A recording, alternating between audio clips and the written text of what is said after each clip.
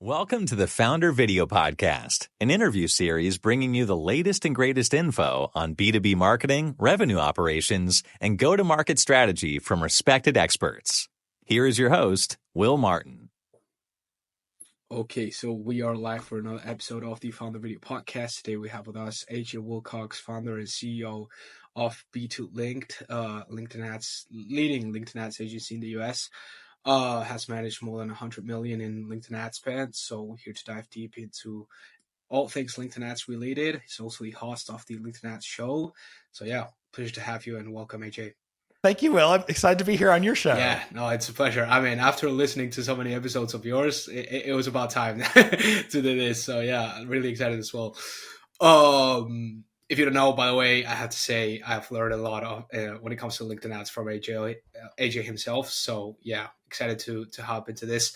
In my case, I know you a lot, and most of my network knows you already. Everyone that has gone a little bit deep into LinkedIn ads must know you already. But for those who don't know, who's AJ Wilcox, and most importantly, what do people need to know about your past in order to understand who you are today as the founder and CEO of B2 Linked?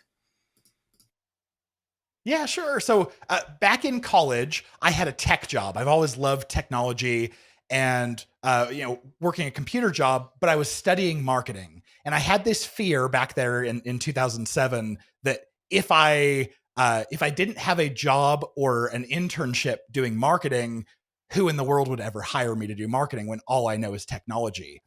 And then one of my classes in the marketing program, we had a guest lecturer come in to talk about SEO. And I realized right then a light bulb went on for me that this is technology plus marketing. That's what I love. That's what I want to do for the rest of my life. So for the first 7 years of my career, I called myself an SEO guy and got really into that. But out of necessity, I also got into Google Ads.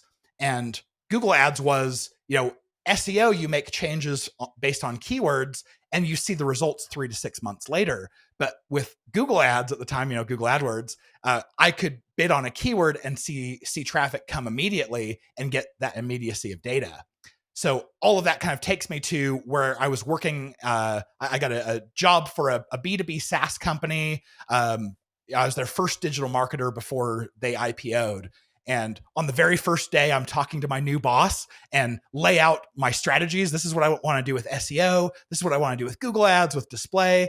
And she went, all that sounds great. Go ahead and execute it. But just so you know, we started a pilot with LinkedIn ads about 2 weeks ago. See what you can do with it. And I jumped into the platform because I didn't want to look stupid to my new boss. And I ended up applying all the same strategies that I used in Google Ads around like really tight keyword groupings, high relevance, lots of different ad groups, lots of different campaigns.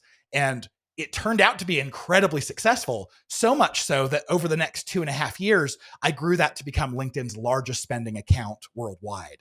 And after running the biggest account for 2.5 years, I went, okay, there's got to be more companies that need LinkedIn ads help than just this one. And that's when I started B2 Linked. We're a small LinkedIn ads agency, been in business since 2014. And I absolutely love this stuff. I eat it up as much as I possibly can. Love that. Yeah, when I first knew about your experience there, back in, I think it was 2012 or something, right around that time, when LinkedIn ads, like pretty much, I mean, no, it's not like nobody was doing it, but it was definitely early, right? And I'm sure like all of the learnings that you made through testing so much and becoming like the manager of the biggest account in spend worldwide, that's just goes to show, right? The amount of expertise earned there. I wanted to dive today into the new formats LinkedIn has rolled out recently in the past 6 months, year, and the new ones are coming now, and how companies are using those. So let's start with thought leader ads, right? For people who don't know, what are they? When were they rolled out? And why do you think are only like about 50 to 10% of companies using them right now? Yeah, I love this. Okay, so the reason why thought leader ads are so cool is because all we've had access to with LinkedIn ads ever since they came out in 2008 was ads that came originally from your company. And if you can imagine how you surf on LinkedIn, as you're scrolling down your feed, you see a bunch of faces of people you know, and then you see the logo of an organization that you don't, and your natural reaction is going to be just keep scrolling. And so this is what we've been asking for forever, is the, could we sponsor an individual's posts? Because there's quite a few companies out there who maybe their company page doesn't make them look great. Maybe they only have 50 followers and it wouldn't work very well to advertise, but they have a CEO or a head of sales who has lots of connections in their industry, and they're very well known. They're an established thought leader. And so LinkedIn finally heard our pleas, and June of 2023 released thought leader ads. This is very telling if you just look at the stats. The average click-through rate of a company post is around 0.45% click-through rate. So a little bit less than 0.5% of everyone who sees it ends up clicking. But then as soon as you run a thought leader ad, all of a sudden you see your average click-through rates being 3 to 5%. I mean, we're literally talking about 10x or more the performance just because it's a person, not a company. And that's why we're so excited about it. And I'm sure most of you who listen understand it. With ad platforms, the higher your engagement rate goes, the lower your costs go. LinkedIn doesn't have to charge you as much because you're providing a great experience for users, getting a lot of people to click. So this is a gold mine. This is like, let's promote some ads that are going to get 10 times the attention for 1/3 or 1/4 the cost. It's incredible. It is indeed. Tell me about it. I mean, we've been seeing double digits CTRs with thought leader ads in some accounts. It's just crazy. And as you said, it's just because you're going with the flow of your bias behavior. You're just becoming unrecognizable, so to speak, as an ad in their feeds because they used to see people. And so that is just such a game changer. Why do you think those still, and from your experience, because you work with a lot of companies as well and be linked. And so I want to know, what is your insight in terms of why most companies, I guess it's because it's new and whatnot, but why do you think most companies are not leveraging this ad type? Because from my analysis, I can tell like most companies are still using single image or lead gen forms and whatnot. So why do you think this is? It's a really good question. Yesterday, I was putting together a deck for a presentation that I'm going to be giving, and I was just looking for an example of a thought leader ad that I could screenshot and put into the deck.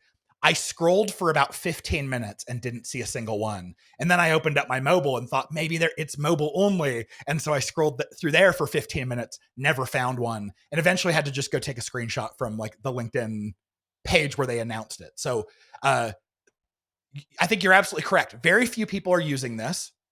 I think even 5 to 10% is generous to say because most aren't. They're very, very powerful, but they're also limited. With single image ads, with video ads, as you know, you can attach a lead form, and that gets advertisers really excited about capturing data. With a thought leader ad, you can't capture information. So already the ad format's a little bit limited for what you want to use it for. I've also heard complaints from people who've used thought leader ads that is like, my CEO is complaining because now they have a lot of people messaging them and a bunch of connection requests. I don't know why that's complainable. I get really excited about that. Like, your company's ideal audience, more people are following you, connecting to you, and wanting to have conversations. Maybe for a very busy CEO, maybe that is a nuisance. I don't know. Something else though that keeps people from using them, they're also really hard to use. And that is because you have to, depending on what post is being published, you have to match and get, when you create a campaign for it, you have to match and get an objective that agrees with the post, and you have to choose an ad type that agrees with the post. And on several occasions, I've gone and created a campaign just to go and select the thought leader ad, realizing, oh no, I chose website visits as my objective instead of engagement. And so it's not eligible to be shown in there, and I just have to throw the campaign away. I think this is going to get better in the future. I see what we have when you as an admin of your company page are looking at your posts, there's a little boost button. And when you click that, it takes you through a shortened, easier version of boosting that post to an audience through Campaign Manager. I would imagine eventually LinkedIn will have something like that for personal posts as well, making it so we don't have to do all the make sure all the puzzle pieces are in place before we ever get to that point of being able to sponsor the post. Fair enough. Yeah, that's a really good point. You got to set it all up and know how to manage objectives and whatnot. But before we talk about objectives for thought leader ads, because I know there's only two available, right? Brand awareness and engagement, and we'll talk about which one is the best for each case. But before that, why do you think? The fact that, and you say it yourself, right? 5 to 10% is even generous to say that 5 to 10% of companies are using thought leader ads, and that you made a good point there that thought leader ads cannot be attached to a lead gen form, whereas video ads and all company page ads can be attached to. So that goes to show, because advertisers want to get lead gen forms filled in, not only because that's how they can collect data, but also because that's how they're measured their success, right? So what do you think this says about the current state of B2B advertising, and how is it changing? This is all, I think, related as well with the reason as to why most people don't have creatives or posts or these correct setup, so to speak, in order to make the most out of thought leader ads. But yeah, I want to hear your thoughts on that. Yeah.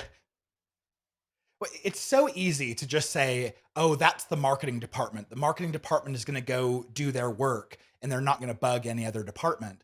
And as soon as you say we want to get thought leader ads involved, now the marketing department is reaching out to the CEO, the president, the head of sales, internal folks, and saying, hey, I know you haven't logged into your LinkedIn account in 6 months. You may have forgotten the password. Could you please go and post on this? And then when we create an ad, would you please give us permission to sponsor it? It's a lot of steps. And a lot of times marketers are several steps removed. They don't have normal conversations with these senior executives. And so I think it can be daunting to try to have those conversations. So I think that keeps us from it. But I think what this says about the state of B2B marketing is B2B marketing for a long time has been very dry, very buttoned up and professional. Every picture is someone wearing a suit and tie. And we know that's not what makes people buy. People aren't buying because they're impressed by how amazing your company is. They buy because of a personal, an emotion, a personal connection, something that makes them feel good, that inspires them. And this is what business to consumer has figured out for a long time. I love watching the ads that I get either on Facebook or playing mobile games, because those ads, they're all B2C, and I get to see their tactics and ways that they are making a personal connection and new interesting things. Now B2B gets to do this with thought leader ads. We didn't even get the choice before. So I think this is B2B becoming more personal, which is what we've always needed to be, but it's been very uncomfortable. This podcast is brought to you by FounderVideo. We'll cut your LinkedIn ads costs by at least 50% with natural-looking creatives that prospects actually want to consume. Just have an expert in your C-suite show up to a 90-minute interview once a month and let us take care of the rest. Turn LinkedIn ads from an accepted line item expense into a scalable revenue channel that fits into your go-to-market strategy. Book a free consultation at foundervideo.io. And that's probably, I think, why it's taking a little bit of time for companies to shift to start using formats like thought leader ads and adopt this more personal, emotional based approach to advertising in B2B. Because of course, something that has been going on for more decades, right, isn't going to change in a matter of months. It's going to be a process, and there's going to be detractors on the way, and there's going to be early adopters, and it's all a curve, right? Let's talk about objectives. What are your thoughts on and how do you use brand awareness versus engagement with thought leader ads, and what is the best to use in each case for the people listening? Yeah, well, Will, like you called out, there's only 2 objectives you can use in thought leader ads. Neither of them am I a big fan of. Brand awareness, I hardly ever use. It has no redeeming factors with it. It is it is, there is no optimization. It's literally just like show ads to everyone. You're optimizing for impressions. So did someone come on, serve them an impression? That's what an ad platform is supposed to do. So that's not the only problem with brand awareness. Brand awareness only lets you bid by the impression. And when you have a click-through rate that is anywhere near the average, the cheapest way to pay for traffic on LinkedIn is by cost per click. But brand awareness doesn't even let you bid by cost per click. You're automatically bidding by the impression. So I tend to just push that one away. The one redeeming quality that it does have is this ability to optimize based off of reach or optimize based off of I think it's performance. And what that means is, let's say you have a limited budget. You're only spending, $20 today, and you've spent 15, and 2 people just came online that fit your description. One has seen your ad before and one hasn't. Then if you've selected optimize for reach, LinkedIn's going to say, ooh, let's get this in front of someone who hasn't seen it before. So that's kind of cool. But anyway, it works. We've used it, but honestly, I just hate it. The other option is engagement. So this is where we run all of our thought leader ads. But when you bid by cost per click in engagement, you are paying that cost per click every time someone engages anyway with your ad. That means hitting like, commenting, clicking on what you want them to click. If there's a hashtag in there, they click the hashtag, you just paid for them to go see a bunch of content you don't own. Clicking to see your company page, all of those engagements you pay for. And so I really wish they would give us thought leader ads in a website visits objective. That way we could say, here's our cost per click that we want to pay, but we only want to pay that when someone clicks the link that we want them to. That being said, we've talked about how the average engagement rate of a thought leader ad is 10 times the average. And so most of the time when you launch one of these, they get click-through rates well in excess of the 1%, which is where I tell people, like, if your click-through rate's over 1%, it's probably going to be less expensive to use maximum delivery or CPM bidding. So most of the time we don't even bid CPC on thought leader ads anyway. Most of the time we're just going to stay with max delivery, just because it's going to be the cheapest way to pay for that anyway. Interesting. Yeah. Having used max delivery ourselves, just a couple times when it goes really like double digit CTR, but usually we keep it manual. So that's interesting to see. You were mentioning before that, okay, brand awareness, you don't like, I agree with. It's better to bid by CPC, but, fuck, now I forgot. You mentioned something about oh yeah, that it would be nice if we get the website visits objective, and even then, I would honestly, like, it would be good to see as well the views objective. I think for thought leader ads, because that would allow us to build better, like faster retargeting audiences, right? Don't you think? I think we can actually, because I know we can promote personal posts that are video. I think you actually can do it with a video views objective, but maybe that hasn't come yet. For now, with thought leader ads, I think you can. Have you tried it out? With thought leader ads, for now, I think you can. Darn. Yeah, it's only engagement and brand awareness, so that's interesting. How important it is, though, in your view, to invest in creative, like, and how does that affect in the second and third order of consequence to your campaign's performance?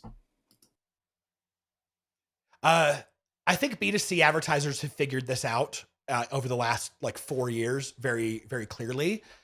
What happened is Facebook, their algorithms got so good at anticipating who people were and what they were going to be interested in, that all of a sudden, even the most diehard technical LinkedIn advertisers, I know John Loomer, and I know, what is her name? I know, I'll come up with it. Oh, Andrea Vall.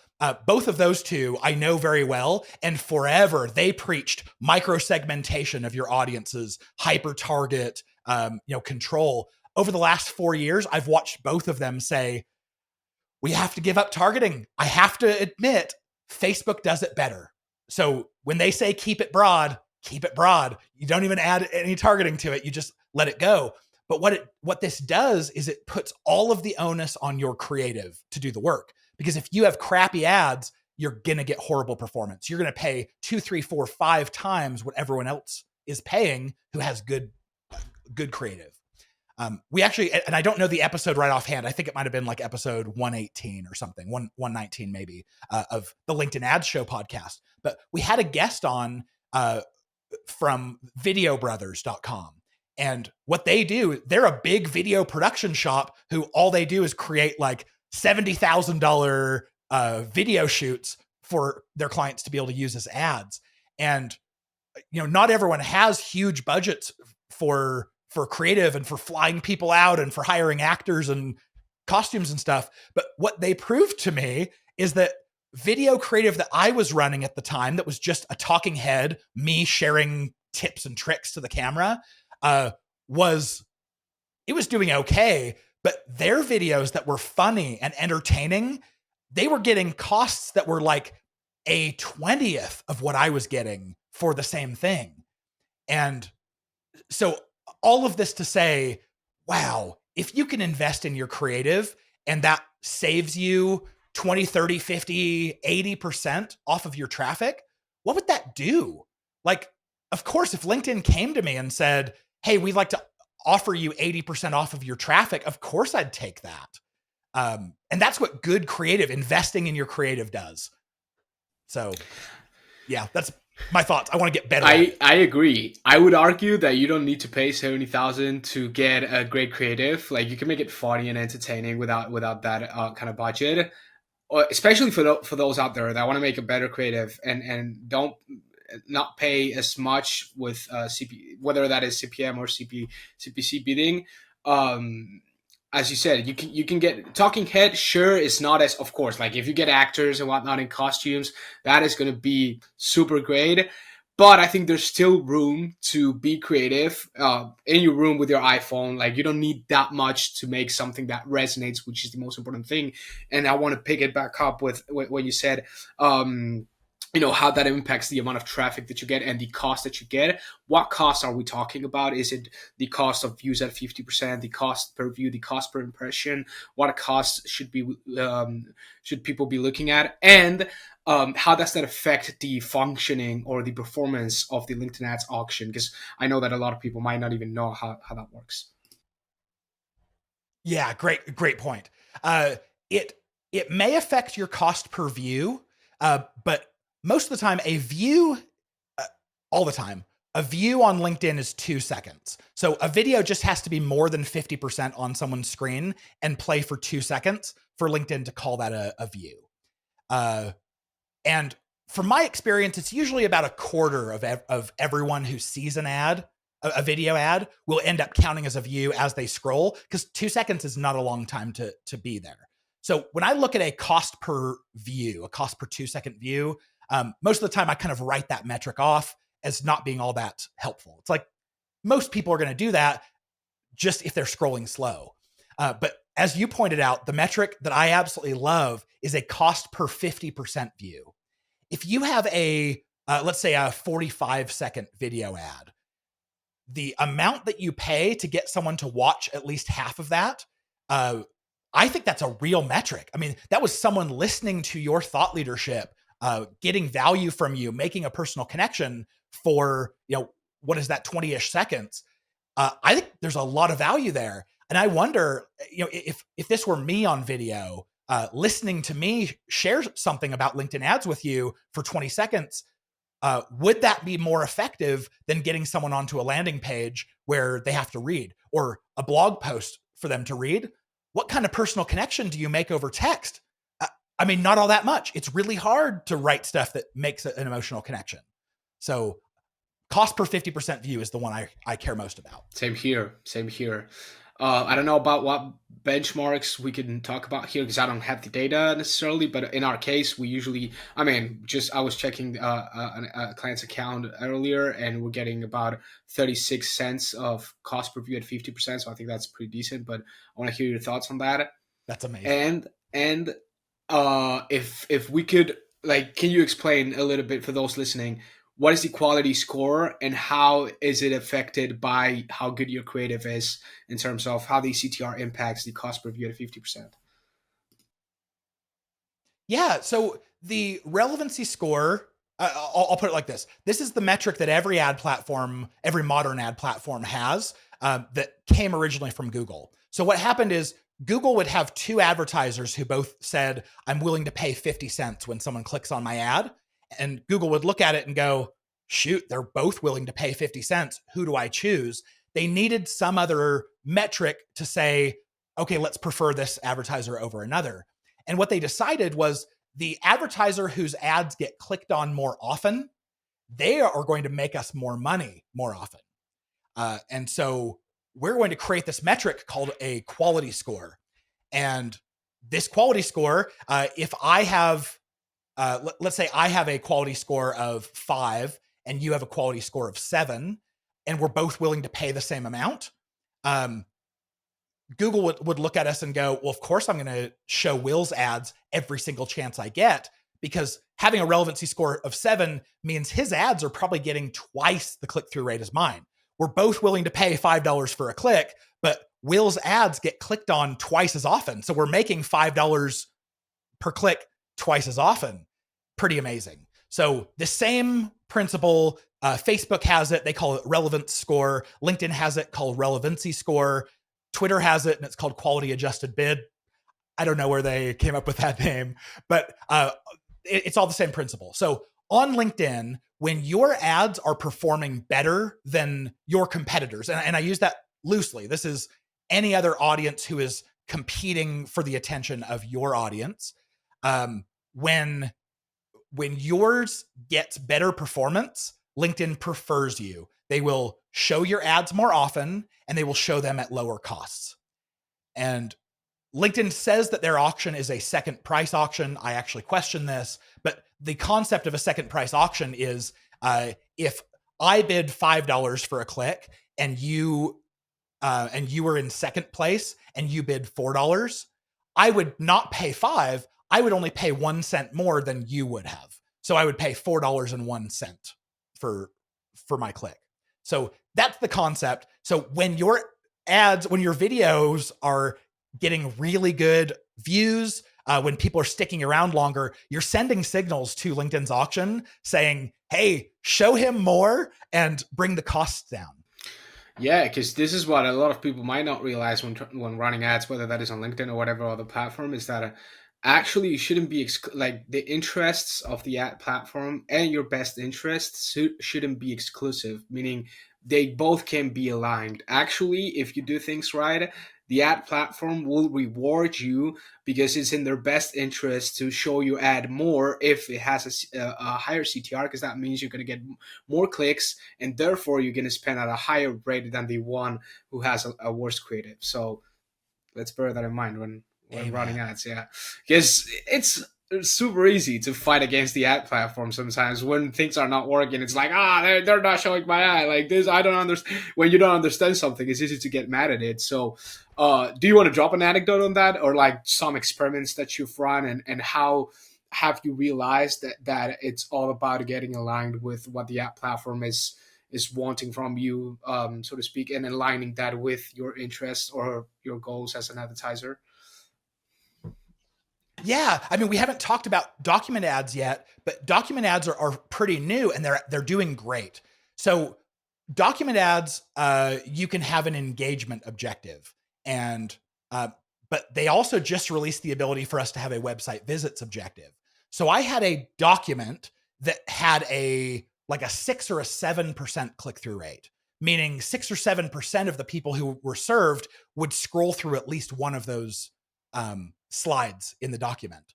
And that was incredible. But I looked at it and said, okay, I'm paying, call it $2 a click for people to scroll through and look at these slides. I want to try doing exactly the same ad, but do it in the website visits objective. Because in the ad itself, I was telling people, here's the landing page, like consume the content, but click here on the landing page for more information. That's what I wanted. And so what I did is I switched it to a website visits objective. And of course, you have to bid more than $2 at this point, because you're not going to pay for every interaction. You're going to pay only when people click. So I bid $8, and all of a sudden my traffic just dried up after a day. And I went, okay, maybe I have to bid $9, and I would bid $9. And then after a day or two, I bid 10, and then 11, then 12. And I finally got to a point where I just said, you know what? I have to bid so high for this. I'm obviously trying to convince LinkedIn to do something that its auction doesn't naturally want to do. And at that point, I switched it back to engagement, because LinkedIn was seeing people were willing to engage, but they weren't clicking. And you really have to align your interests, like you said. Definitely. Same way, you got to align your interests as an advertiser to the interest of your target buyer. Otherwise, things are not going to work, right? So if you're trying to make them filling in lead gen form instead of consuming content when they don't know you, then, well, of course, it's not going to work. That's a great example. Right? Because it's the most common one. And this is a question that I wanted to touch on later, but why do you think lead gen forms are hoarding 90% of B2B companies' budget? And what is the best way to start fixing it? Yeah, this one is such a hard issue to fix, and we've been trying to fix it for years. For background, for anyone who doesn't know, LinkedIn has these lead gen forms that are extremely efficient at capturing users' info. So going back a ways, LinkedIn would send traffic from ads to someone's website, and then their advertisers would complain and say, your traffic must not be good quality because we're not getting conversions on our website. And LinkedIn would say, well, that's not fair. We can't control the experience of your website. We can't control your form. And so they took a page out of Facebook's book, and Facebook had lead ads, so they did the same thing on LinkedIn. So now when you interact with an ad, a drawer will slide down and a form is there to collect their information for whatever it is you're offering. And all the fields that LinkedIn knows about you are all pre-filled. So it makes it a very smooth experience. The form loads immediately. There's no waiting and guessing like, do I trust this site or not? You're on LinkedIn, you trust it. The form is pre-filled. So on mobile, where it's really annoying to type your email address, you really just have to hit the send button and you go. So this is incredible for marketers. But what we've found over the last several years is that if I have a really good guide or ebook or checklist or infographic, and I gate it, I put it behind a form, I can get people to give their first name, last name, email very efficiently, 20, 30, 40% conversion rates. But then I pass those leads over to sales. Sales goes to follow up with them, and they're hoping to have conversations. They're hoping that a certain percentage of those turn into conversations, leads, people that they can turn into a sales qualified lead. And over and over and over, we've seen this. The conversion rate from a cold audience filling out a form to an SQL, a sales qualified lead, is 1%. Meaning you drove 100 leads and only one person is willing to hop on a call with your sales rep. And in the meantime, your sales rep reached out to 99 people and are already decided this is not a good lead source. And so they end up approaching it half-heartedly or ignoring it altogether.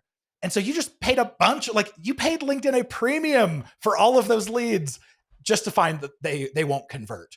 And so this is what we're trying to share with everyone is, yes, it's great to collect someone's info, but if they are not ready to communicate, what's the use in having their info? Like, you really have to approach it as cold audiences are not ready to buy. They are ready to learn. So give them things to learn. I tend to recommend people, even in the middle of the funnel, don't gate your content, because a really good conversion rate on gated content is, let's say, 25%. That means you paid for 100 people to go to it, and only 25% of the people would get to consume your content that you worked so hard on. So all that to say, this is the education that has to filter its way through the B2B community, that yes, you can collect someone's info, but if they're not going to be a sales qualified lead, if they're not going to respond, and it doesn't make sense to reach out anyway, don't ask for it yet. Wait until they're further nurtured and further down the funnel. Yeah, and someone might argue like, "Well, AJ, you're telling me to educate them. I'm educating them as a cold audience with my Legion form because my Legion form gives them a white paper that educates them pretty in depth about what our company does." Take a look at the open rates of that white paper. How many people actually read through it? Like, and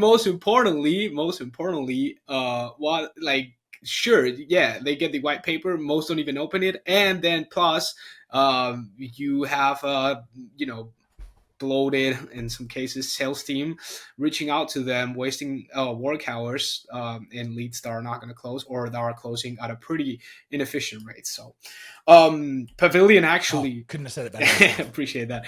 Pavilion actually made a study on this on B2B sales benchmarks, and they were mentioning that the top performers in B2B sales actually look more at pipeline sources than pipeline revenue generated, because it's actually more insightful. It's more important to know where those leads are coming from, because that tells you a lot about what journey have they gone through, and then that tells you more about the actual pipeline conversion rate than looking at pipeline revenue generated numbers, right? This also ties back down to a call out that I did, well, somewhat of a call out in a comment section of Hockey Stack's post, because they were in one of their reports also, they saw how sure you can get form submission rates super high if you have no pricing on your website. Whereas if you have transparent pricing, you have less form submission rates, but the pipeline conversion rate is actually way higher because you're getting educated people that actually want to buy, right? So that's yeah, worth mentioning, I think. Let's talk about Spot on. yeah. These reports, I mean, I cannot get credit from them because I haven't done them, but these reports actually go to show that, it's in the data. It's not an opinion, right? Let's talk about creative's rotation though, because, we were talking a lot about how creative is so important, how creative fits into the current buyer's journey, and how that impacts the LinkedIn ads auction and whatnot. But then when it comes to the technical configuration or setup within the campaign manager, how many creatives is enough? How many creatives per campaign? When to know if you should rotate or not? Do you rotate evenly or for performance? What are your best practices there, or broad advice, so to speak? Yeah. All right. If I go astray here, like bring me back, like remind me the question in case I get off, because I get really passionate about this topic. So when you have a campaign, you can put as many ads, you can put up to 100 ads in a campaign as you want. What we've found is that, and this is not just LinkedIn, this is every platform out there. If you put, let's say, 5 creatives in a single campaign, one of those creatives is going to get probably 60% of the impressions. One might get 30, one might get 10, and then your other 10, if I've done my math right, are spread over the other 3. And so it's a really sexy idea to me to do A/B testing, because like I'm a performance marketer. This is where I came from, is like data and A/B testing. But when I've understood that no matter what I do, LinkedIn is going to prefer at least one of those creatives over another, and several are going to get ignored. Immediately that teaches me like, oh, why would I even bother creating those extra 3 ads if they're just going to get ignored? They won't get enough data that I can include in my A/B test to tell like, yes, this ad was good, or no, it sucked. So if it's not going to teach me anything, what good is it? You might say like, well, the value is in the few people who do see it. Maybe it's variety of things in their newsfeed. And I think that, that stands. Like it's a good point. So the next thing is realizing that no ad platform can balance many creatives very well. I've decided, all right, whenever I get the chance, like sometimes our clients will bring us lots of creative and we just have to run it. But when I get the chance, I'm going to run 2 creatives at a time in a campaign.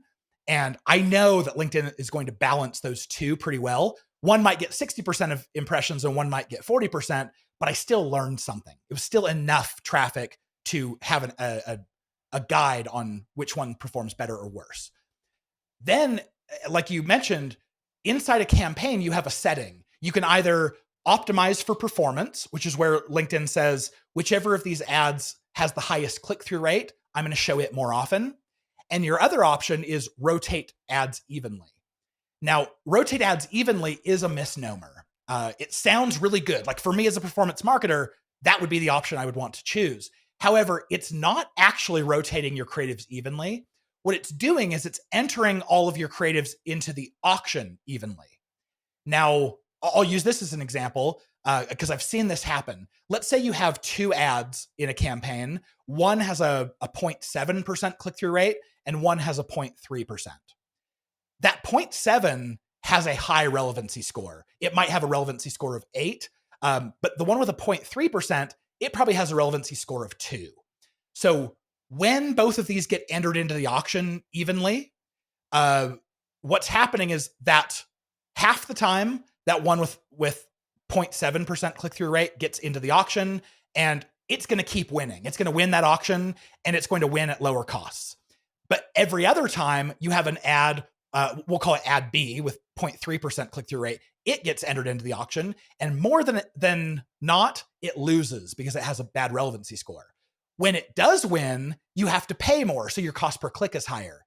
So if you take something that was a campaign that was on rotate evenly and you flip it to rotate ads evenly, what you'll inevitably notice 9 times out of 10 is all of a sudden your impressions will drop, so your traffic will drop, and your cost per click go up.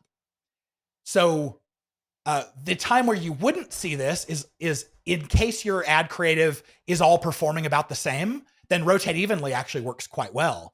But you have to do a lot of babysitting in an account to make sure that all the creatives are performing about the same. So I actually call the rotate evenly option, I call it the charge me more and show me less button. It's not something I recommend in the vast majority of cases. Yeah, just as many other landmines that LinkedIn has as buttons that won't help you as much, just like audience expansion, land, and others. But yeah, super interesting. I think at the end of the day, I mean, hopefully at LinkedIn, please make the ads rotate evenly, like actually rotate evenly, not showing them evenly on the auction, because that will be super, super useful. Because I think it's just that LinkedIn is too quick to choose a winner. And as you said, if you want to find the winner yourself accurately and have them compete evenly, which is what, as a performance marketer, you would love to do, you're going to have to do a lot of babysitting in the account, right? Like actually checking every day, day in, day out, and replace creatives every now and then, take a closer look at all the metrics and whatnot. And it's not everyone can afford the luxury of doing so, right? Because you need a lot of creatives, you need to be there checking the account on a consistent basis, and then have a deep understanding, of course, of how everything all this works. But okay, so we touched on you touched on like how to either rotate evenly or optimize for performance. How is this related to the overall campaign structure? Because I've had the pleasure to do many LinkedIn ads accounts audits at this point, and I've seen really bad stuff when it comes to campaign organization and structure. So yeah, please drop your knowledge on that, because I think people need it. For sure. Well, the LinkedIn has an option that I've seen a lot of marketers attempting to use that I don't use, and it's called campaign groups. Campaign groups were introduced by someone at LinkedIn who pushed really hard to have them included, to be like Facebook and to be like Google, but they put them in the wrong part of the structure. It became more of a folder for your campaigns to sit in rather than ad groups and ad sets that they are on the other platforms, which are actually useful. So what I find is campaign groups, that's your top level. It's the first thing you see. If I have ads and campaigns running in different campaign groups, it's more of an annoyance to me, because I have to, like, when I want to go check on the other ads, I have to move up the structure and then back down.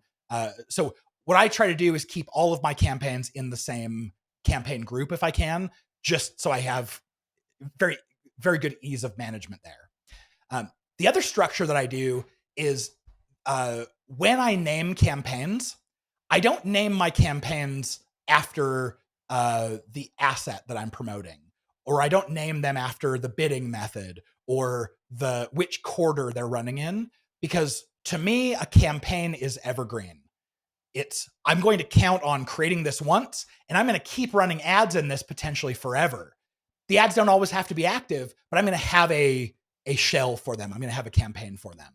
And so what I do is I name my campaigns, and my campaign naming structure is kind of long and complex, but I name them after the things that will not change and will never change. That means which ad format it is, what objective is being used, because those things you can't change.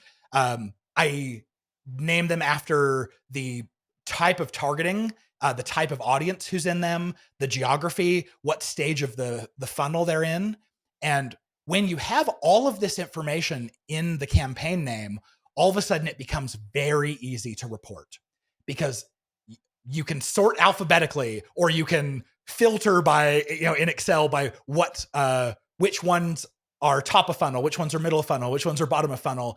And very easily, because this is all in the campaign name, you can tell which audiences perform, which types of targeting perform for you, which objectives give you the best stats, all of that.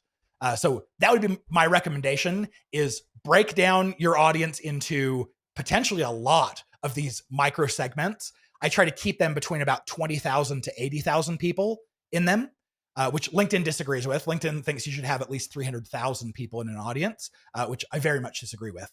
But you keep 20,000 to 80,000 in an audience segment. You have several of these.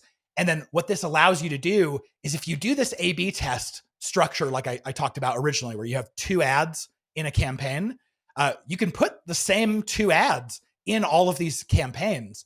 And in one of them, LinkedIn may make the call too early and say, ooh, ad B looks like the winner, when if you prove it out over time, ad A actually becomes the winner. It may make the wrong call in that one campaign, but you may have 2, 3, 4 other campaigns targeting the same kind of persona, and LinkedIn may make the right call there. Then with a simple pivot table, you can combine these 4 campaigns together, looking at just the performance of these 2 ads, and tell very quickly, ad A is the winner, ad B is the loser. Yeah, because ideally you are the one deciding which ad is the winner. Because I think LinkedIn ads, it's not mature enough to decide on your own, like on his own. Whereas Facebook could, and I think it's way more accurate at doing it. But LinkedIn, I think, is just way too quick, and it's too metrics based, so to speak. It doesn't let the creatives compete evenly for long enough so that you can actually tell which one is the winner. So that's a really good point, and we've been testing it as well with clients' accounts, because whenever you have the budget to test it that way, is just the most accurate test that you could ever do, and you find really interesting stuff when it comes to creative's performance, that sometimes you might think, oh, this one, but we never had a good CTR with this one. Okay, well, let me actually do the proper testing, and then you find something insightful sometimes that can lead to changing the messaging on the website, to changing the entire pitch deck sometimes, right? Yeah. Well, the other thing is that LinkedIn's going to choose the winner based off whichever ad has the highest click-through rate. But I have found over and over again that when you're actually looking at the metrics that matter, when you can see what's happening down funnel into the CRM, your click-through rate has 0 correlation to your conversion rate, which has a small correlation to what converts to SQL, which has a high correlation to what turns into a proposal, which has a very high correlation what turns into a closed deal. So putting all of your weight into click-through rates is not the best thing for actual sales. True. Why do you think it's that? I think people will click on an ad out of curiosity. But a lot of times the things that spark curiosity for us are not actually educating us to the point that we'd want to take action. So for instance, you might ask a very clickbaity kind of question, like, maybe it's a teaser, want to see what 30% of salespeople report being their biggest pain point in Q1, click here. And like, yeah, that ad's going to have a really high click-through rate, but people get to the landing page and go, oh, curiosity satisfied. It's, I don't know, end of the quarter pipeline goal or, whatever. But in the ad, if you say, this is the stat that your sales team's complaining about, do you want help making sure that your salespeople are equipped or educated or whatever? Maybe that's going to have a lower click-through rate, but the people who do click on it, they are now ready for a solution. They're not just looking for a quick answer to satisfy their curiosity. So kind of an extreme example. But. No, but that's a good one, because it goes to show how important it is to have a long-term mindset, so to speak, and always think about what's happening downstream, right?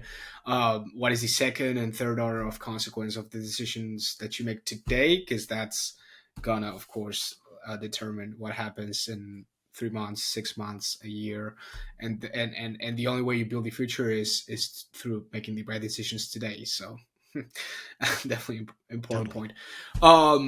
We talked about lead gen forms before, and most whoever is listening this that is already spending 90% of their company's budget on lead gen forms must be thinking, okay, what's the alternative, right? Because I cannot justify to leadership that I'm just showing these videos for people to get educated and not get, not meeting my quotas on MQLs or whatever it is for this quarter, right? So how can I accelerate pipeline velocity or just, measurable, attributable results with LinkedIn ads without solely relying on lead gen forms? What are your best practices there?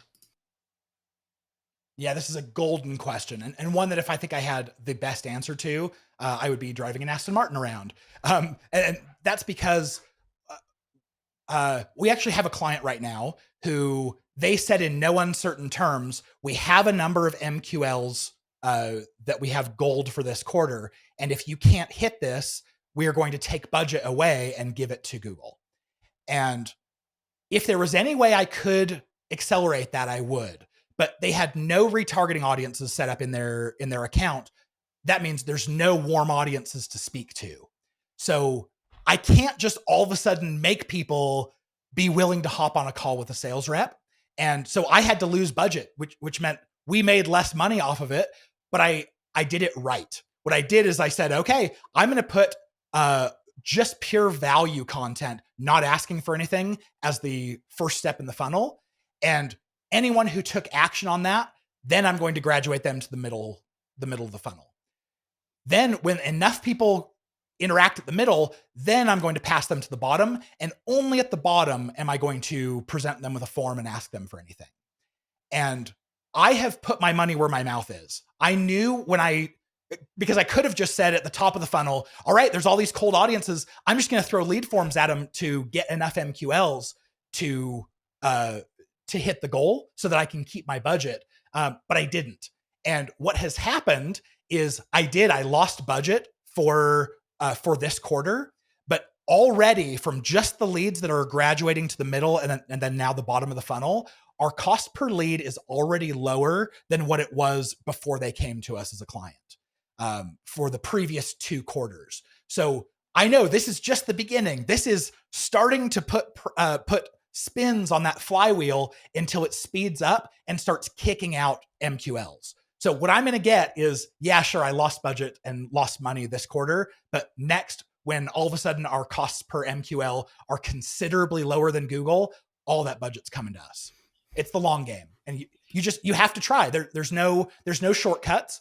I will say thought leader ads are a bit of a shortcut because, and I will say video, and you're going to like this. Video is a shortcut because getting someone to the middle and the bottom of the funnel is all about getting them to know, like, and trust you.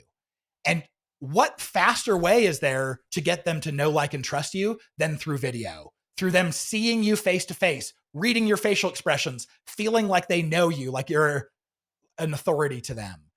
So when you put those kinds of ads in the top and middle of funnel, you're going to find it's a lot easier to get the leads at the bottom of the funnel.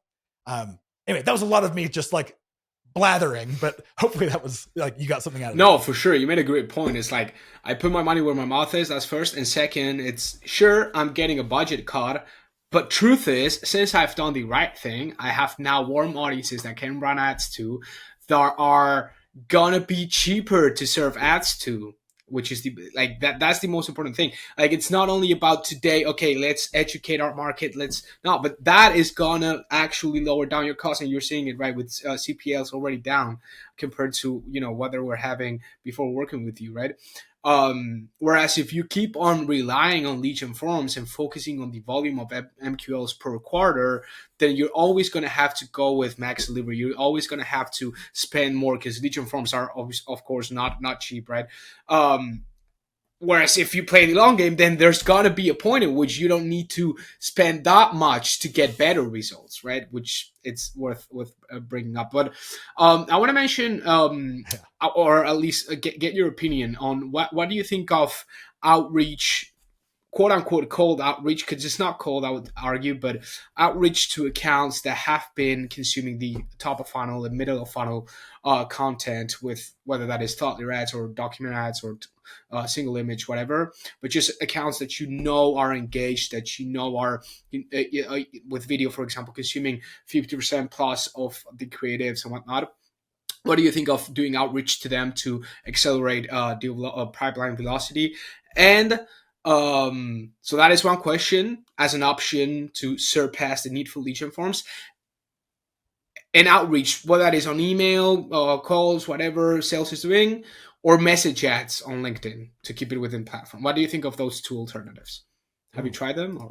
Love it. Okay, so first off, I'll say with outreach, probably 3 times per day, I'm hit with messages from an outreach company who is promising a certain number of meetings if I'll just hire them. And I know, like, my company's not the only one who's getting hit with that. There are larger companies who are probably getting 10, 20, 50. So outreach has a bit of a bad rap.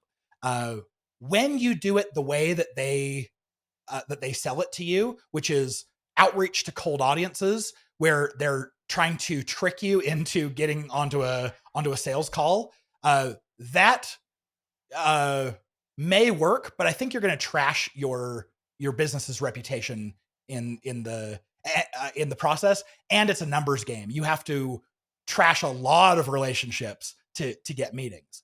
What you're talking about is the ideal. This is what those kinds of outreach companies are trying to mimic, which is, these are now warm audiences. These are people that have interacted with you in some way.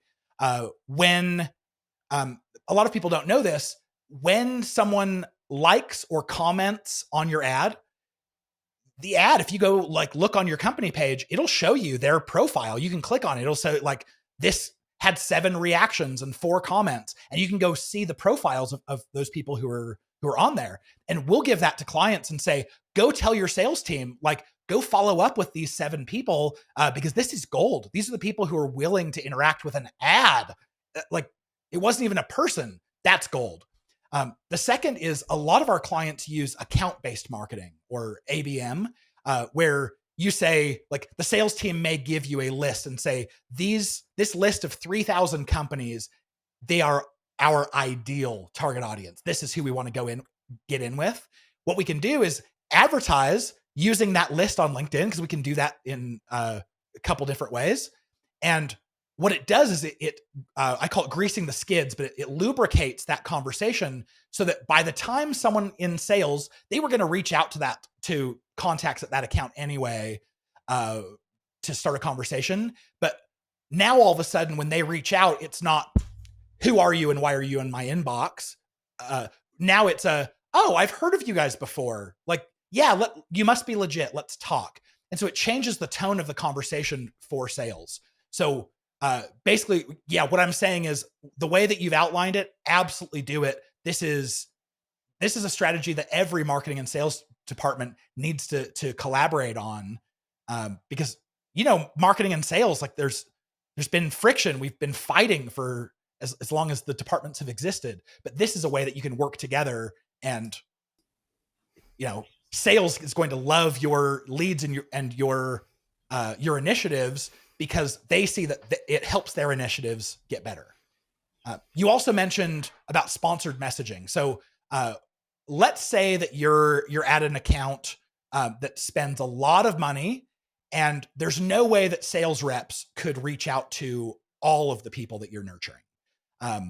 there is an option within LinkedIn. There's two different ad formats. One's called conversation ads and one's called message ads.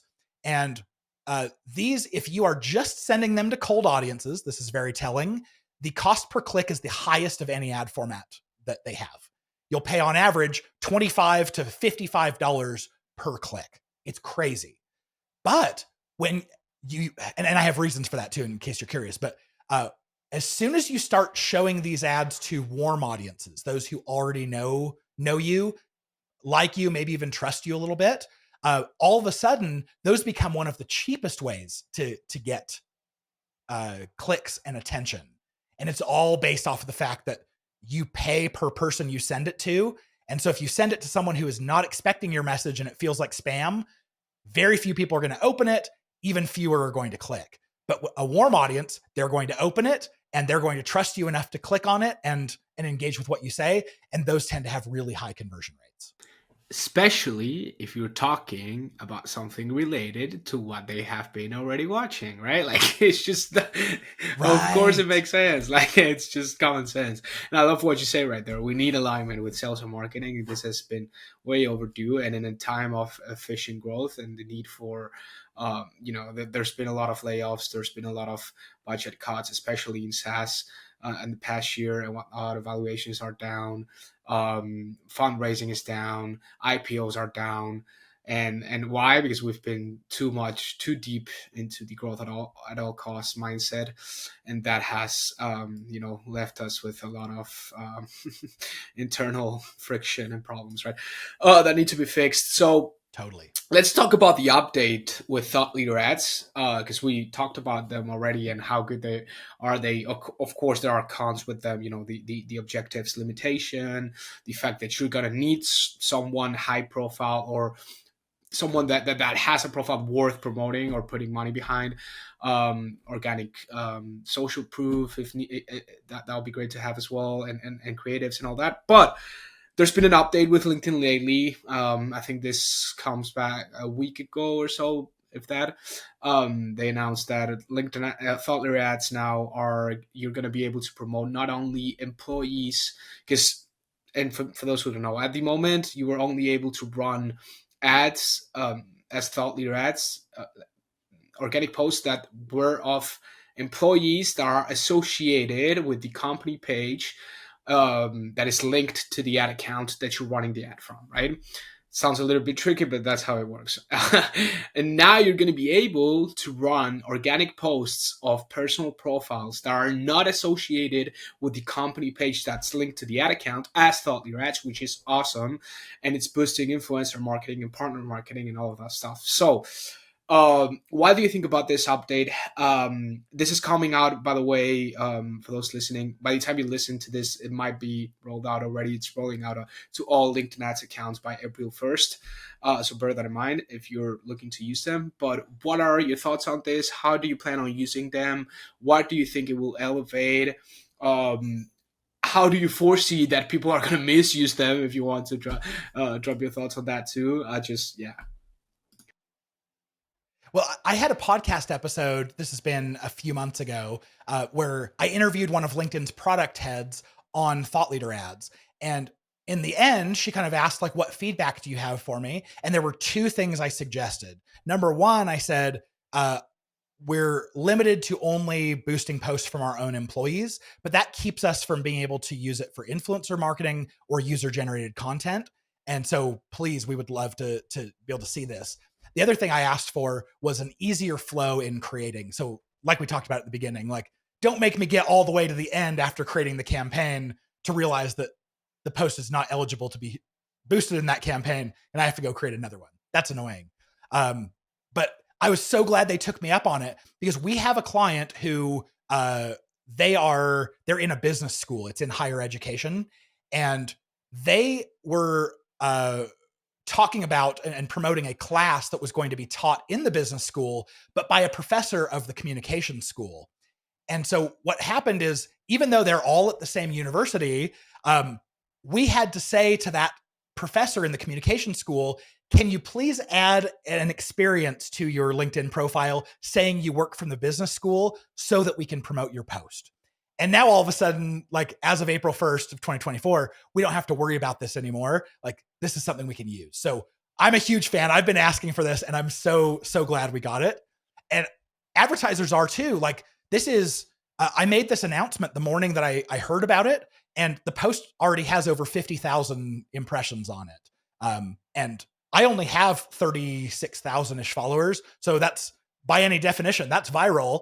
And that's nothing about me. That's like all these advertisers are excited about being able to use these for user-generated content, UGC, and influencer marketing and partner marketing and channel marketing, all the cool marketing features that B2C has had for a long time, but B2B can now do. Yeah, nearbound to everything like that.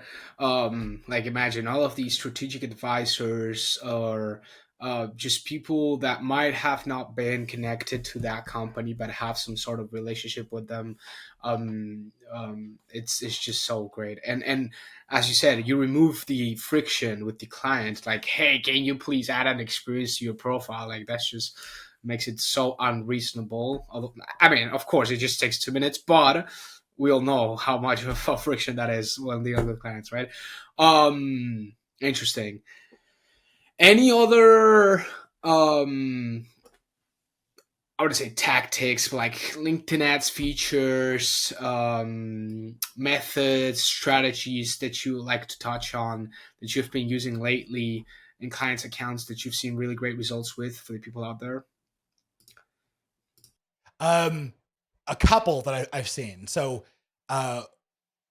we have, especially in higher ed, most are using and having a lot of success with message ads. And it kind of bucks the trend. It actually works even for cold traffic in higher ed. So we've been using message ads.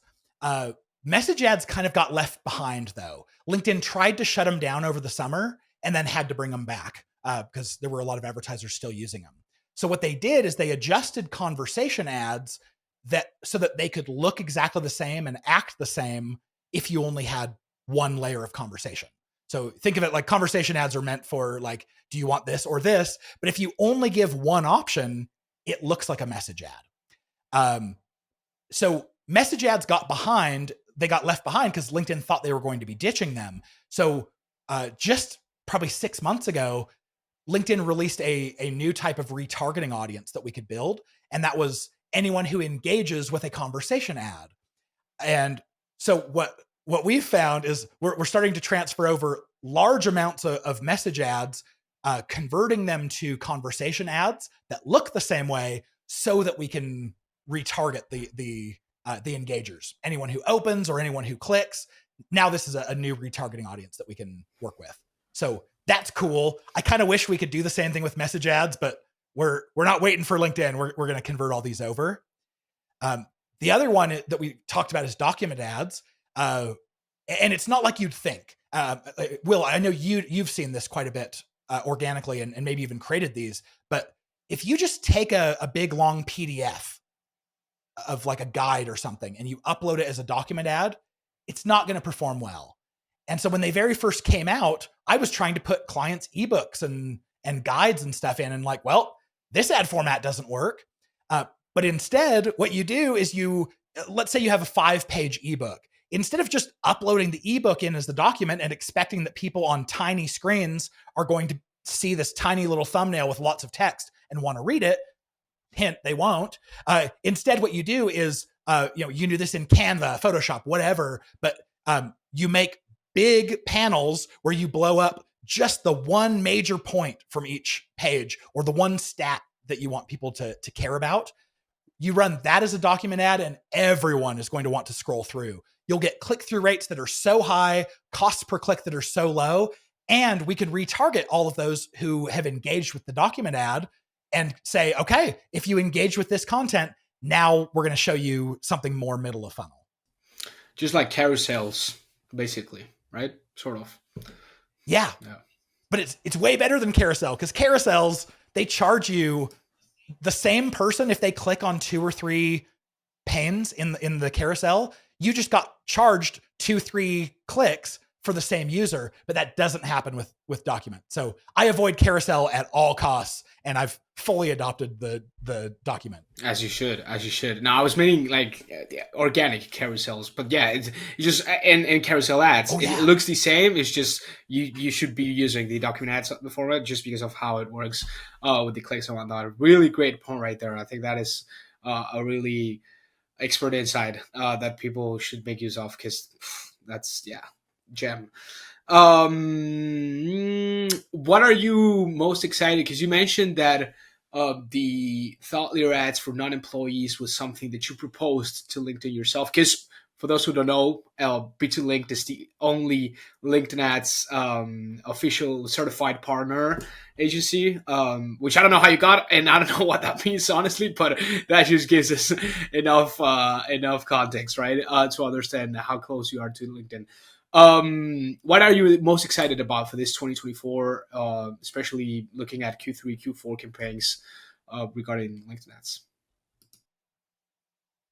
I think so, because of our partnership, I do have very good relationships with the product people at LinkedIn. And so I'm in the very privileged position of being able to advise them and be kept abreast of what's coming out.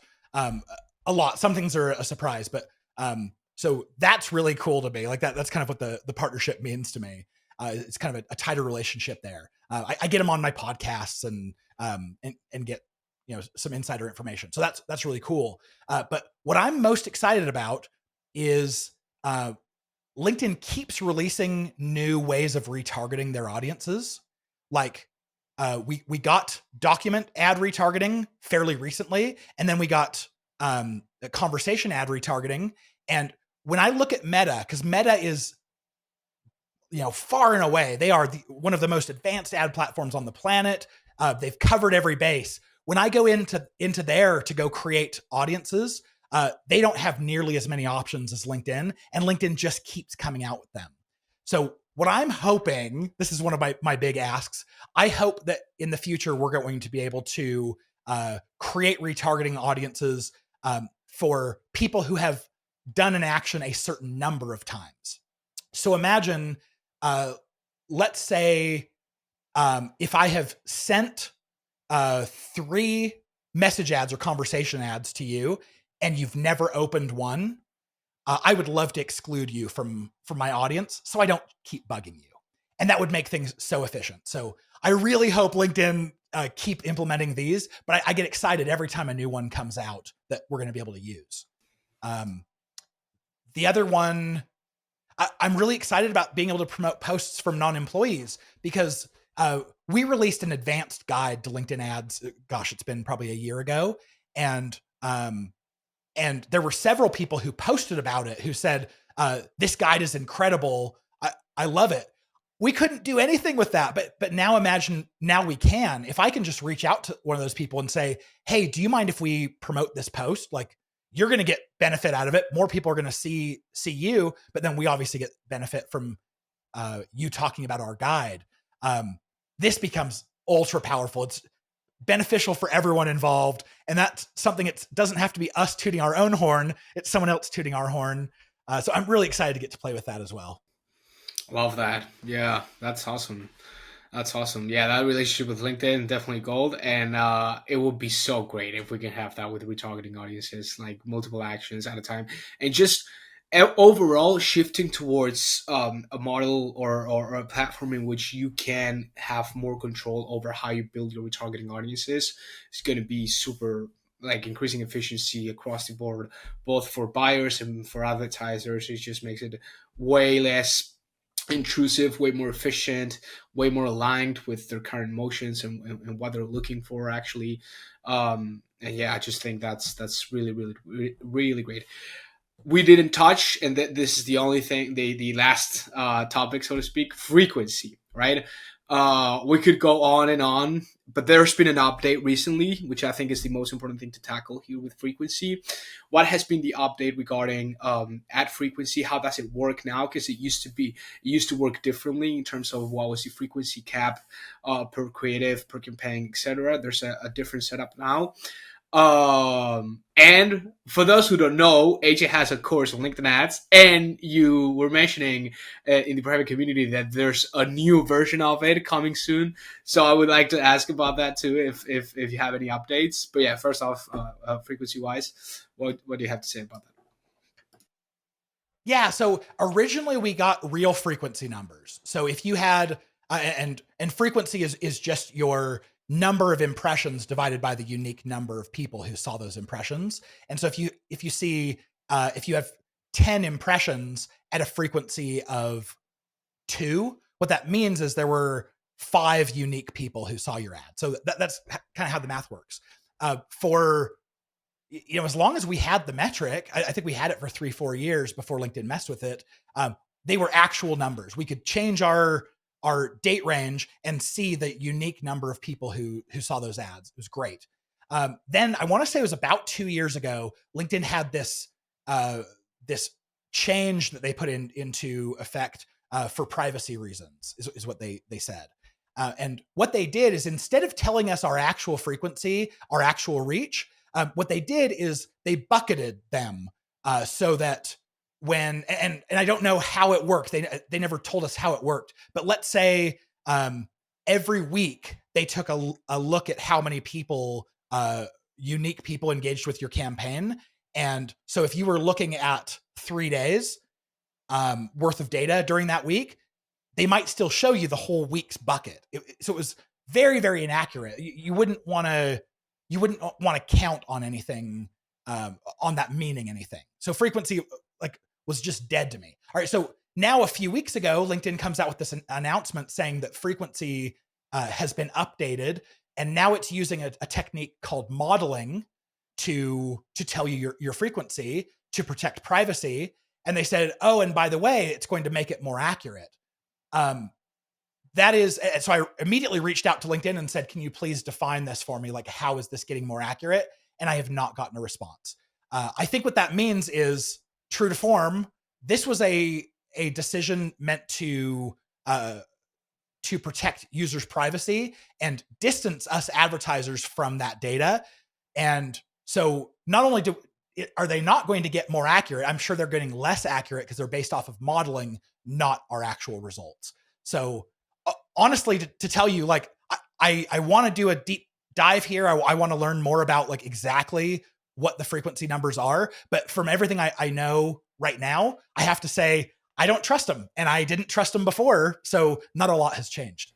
What about third-party software there? Do you guys use any? And not only for frequency, but just in general, what are your thoughts on third-party software? How to leverage it? Is it worth it to have it? If so, which ones? And what are the best use cases there? Ooh, I love it. There are quite a few third parties right now. So we have a couple clients who use metadata, and to be honest, I don't like it. It doesn't work with LinkedIn; it replaces it, and so I don't love that. But it does bring some audiences to the table that are kind of interesting. There are third parties for managing your ads. So I know a lot of HubSpot users who have the Ads Plus or Marketing Plus or whatever it is. They can actually manage their LinkedIn ads from within HubSpot. I like that one better. Like, you can see all of your down funnel performance. You can see MQLs, SQLs, proposals, closed deals, all that right within an ad platform itself. So immediately you can see what I'm paying for each of those steps. And that's cool, because for everyone else, if you don't have that information right within your CRM, you've got to do some external calculations that are kind of hard. We use a software called shape.io, and it is purely a PPC budget management tool. Its whole goal is to tell you how you're pacing, what budget you're pacing to, and put some controls in place so that we couldn't overspend a client's budget if we wanted to. So that's helpful. I do like that for like budget pacing and control and visibility, because that's really hard to see your budgets inside of LinkedIn. I also like Supermetrics for getting access to data, because you can imagine if you want data from LinkedIn on a regular basis, you have to go in and change your time frame and hit export, download that to a CSV, and then do something with it, combine it with other data or whatever. But what Supermetrics does is they take the data as it comes. So once a day, I tell it like at 2 a.m., grab data for the previous day and drop it into a Google Sheet. I can also say, push it directly into Looker Studio and build me a dashboard off of it. So that one, it's a little on the pricier side, but very cool access to whatever data you want. I'm sure I use other third parties, but they're not coming to mind right now. Are there any that you use or love? I mean, we use the DGP from Impactable because we can get to de-anonymize some of the traffic when they engage with some ads and whatnot at the account level. And I was about to ask you about that. Any de-anonymation tools Sweet. for at the account level and or connected to website traffic too that you use? Oh, good question. So I haven't used Impactable's tool. We actually built our own internal tool set. So we have ad scheduling and like bulk tools that we've done internally. At some point, might be cool to see if that's SaaS software that we could offer to others. But we have found with especially scheduling that scheduling works kind of funny. When we find that certain hours of the day work really well, when we start timing the campaign, scheduling them only during those times, we see performance that used to be great during those times turn poor.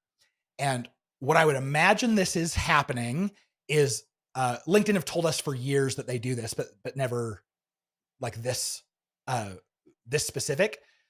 When you pause a campaign, they've told us that if you pause a campaign for more than 2 weeks, that it resets the relevancy score. And so when you turn it back on, it goes back into a learning phase. So, okay, like LinkedIn have told us this, but when we pause something for a few hours or something, we still see that effect. It goes back into learning and costs increase and performance decreases.